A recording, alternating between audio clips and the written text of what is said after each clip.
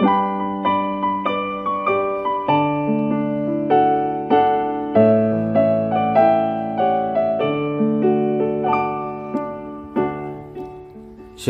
salam sejahtera bagi Bapak Ibu, Saudara-saudara, anak-anak yang dikasihi oleh Tuhan Yesus Kristus. Berjumpa kembali bersama saya Pendeta Eka di dalam renungan firman Tuhan pada hari ini, hari Kamis 10 November 2022. Sukacita dan damai sejahtera dari Tuhan Yesus kiranya menyertai hidup kita sekalian. Puji nama Tuhan. Pembacaan firman Tuhan pada hari ini sampai pada kitab Yesaya pasal yang ke-65. Kiranya firman Tuhan memberkati kita sekalian. Baik, sebelum kita akan merenungkan bagian firman Tuhan hari ini, yang hari ini diambil dari Yesaya pasal 65 ayat 1 sampai 16, kita akan terlebih dahulu berdoa. Tuhan Bapa di surga, di dalam nama Tuhan Yesus, kami datang pada mengucapkan syukur dan terima kasih untuk setiap kebaikan dan penyertaan Tuhan yang boleh kami alami dari hari ke hari sampai pada hari ini. Kami mau terus memperdengarkan hati pikiran kami dengan kebenaran firman Tuhan.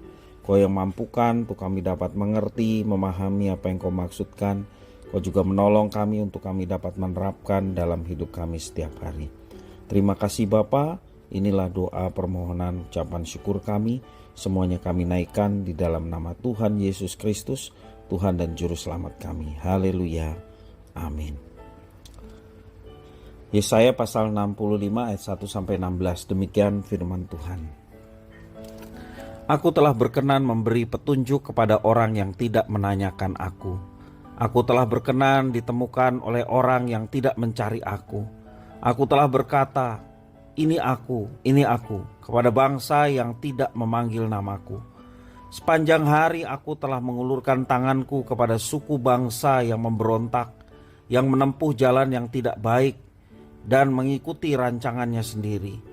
Suku bangsa yang menyakiti hatiku senantiasa di depan mataku, dengan mempersembahkan korban di taman-taman dewa dan membakar korban di atas batu bata, yang duduk di kuburan-kuburan dan bermalam di dalam gua-gua, yang memakan daging babi dan kuah daging najis ada dalam kuali mereka, yang berkata, menjauhlah, jangan meraba aku, nanti aku menjadi kudus olehku.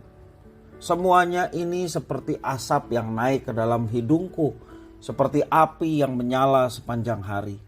Sesungguhnya telah ada tertulis di hadapanku, aku tidak akan tinggal diam, malah aku akan mengadakan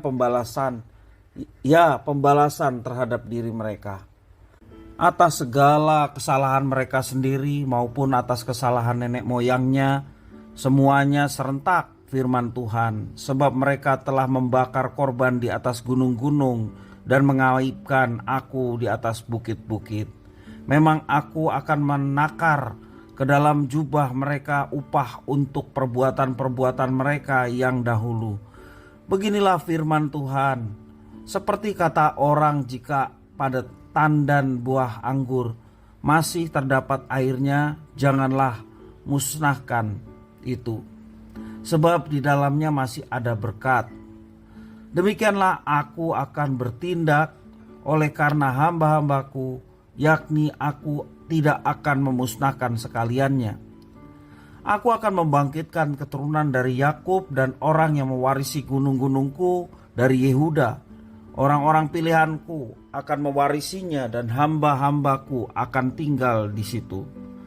Saron akan menjadi padang rumput bagi kambing domba, dan lembah Akor menjadi tempat pembaringan bagi lembu sapi untuk umatku yang mencari aku. Tetapi kamu yang telah meninggalkan Tuhan, yang telah melupakan gunungku yang kudus, yang menyajikan hidangan bagi dewa Gad, dan yang menyuguhkan anggur bercampur rempah bagi dewa Mesir. Aku akan menentukan kamu bagi pedang, dan kamu sekalian akan menekuk lutut untuk dibantai. Oleh karena ketika aku memanggil, kamu tidak menjawab. Ketika aku berbicara, kamu tidak mendengar. Tetapi kamu melakukan apa yang jahat di mataku, dan lebih menyukai apa yang tidak berkenan kepadaku. Sebab itu, beginilah firman Tuhan Allah, sesungguhnya hamba-hambaku akan makan, tetapi kamu akan menderita kelaparan. Sesungguhnya hamba-hambaku akan minum, tetapi kamu akan menderita kehausan. Sesungguhnya hamba-hambaku akan bersuka cita, tetapi kamu akan mendapat malu. Sesungguhnya hamba-hambaku akan bersorak-sorai karena gembira hatinya, tetapi kamu akan mengerang karena sedih hati, dan kamu akan menangis karena patah semangat. Kamu harus meninggalkan namamu kepada orang-orang pilihanku untuk dipakai sebagai sumpah kutuk ini. Tuhan Allah kiranya membuat engkau seperti mereka, tetapi hamba-hambaku akan disebut dengan nama lain. Sehingga orang yang hendak mendapat berkat di negeri akan memohon berkat demi Allah yang setia. Dan orang yang hendak bersumpah di negeri akan bersumpah demi Allah yang setia. Sebab kesesakan-kesesakan yang dahulu sudah terlupa dan sudah tersembunyi dari mataku. Bapak Ibu saudara-saudara yang dikasihi oleh Tuhan Yesus Kristus, Tuhan Allah mengulurkan tangannya kepada bangsa Israel yang telah memberontak. Itulah kasih setia yang dinyatakan Tuhan dan dituliskan dalam kitab suci.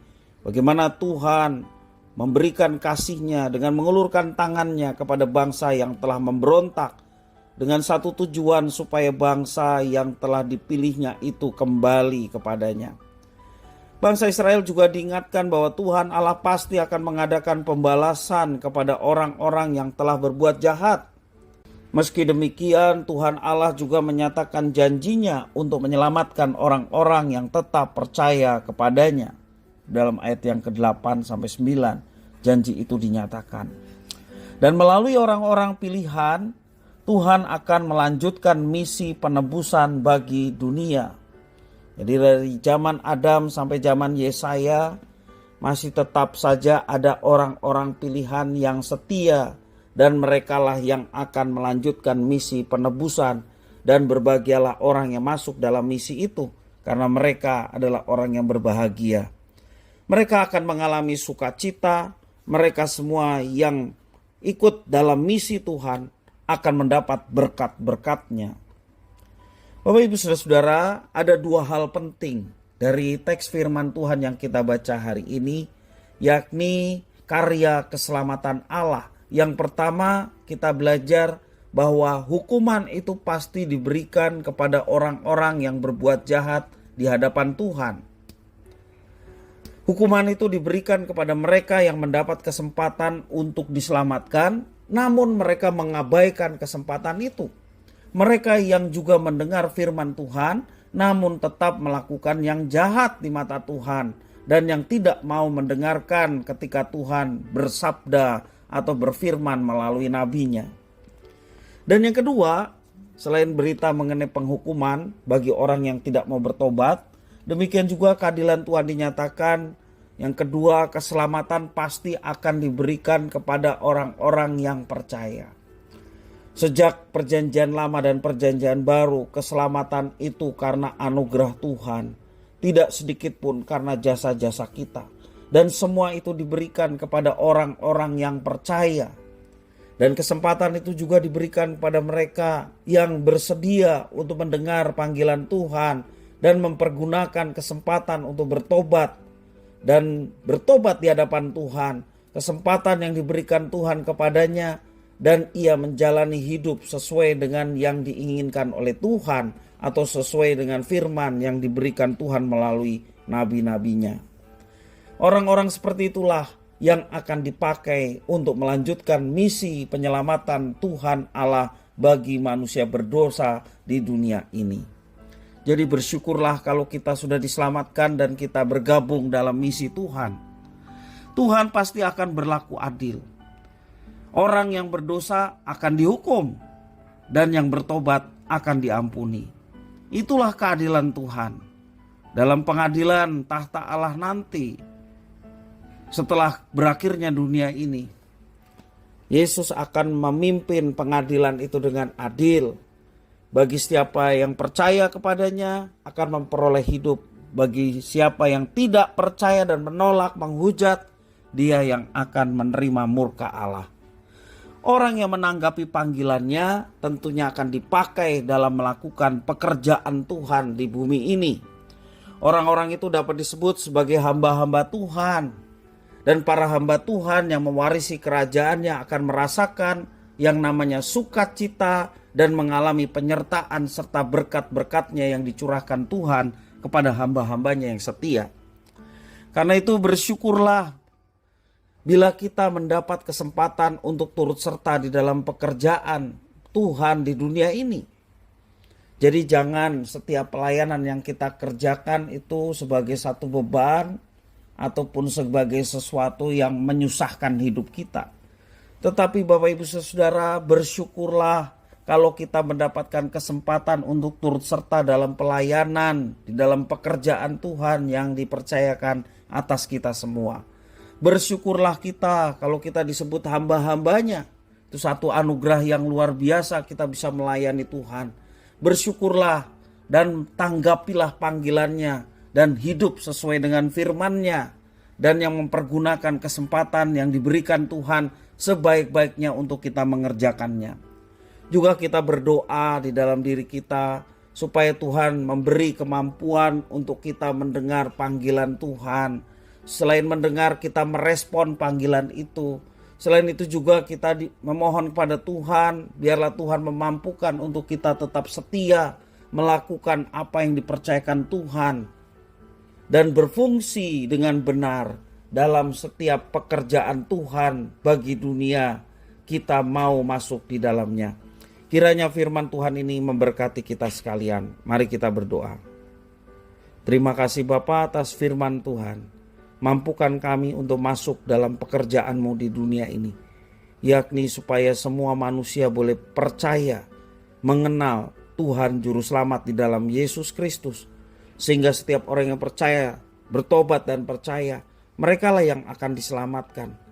Dan mereka yang tidak percaya dan menolak, mereka akan menerima keadilan Tuhan dan murka Tuhan akan ada di atas mereka. Karena itu Tuhan, kesempatan kami mau bertobat. Kami mau meninggalkan segala keegoisan kami, segala dosa-dosa kami, dan mau ikut Tuhan, masuk dalam rencana agung Tuhan, menyelamatkan manusia dalam menjalankan misi Tuhan dalam kehidupan kami. Terima kasih Bapa atas firman-Mu. Demi nama Tuhan Yesus Kristus kami sudah berdoa. Haleluya. Amin.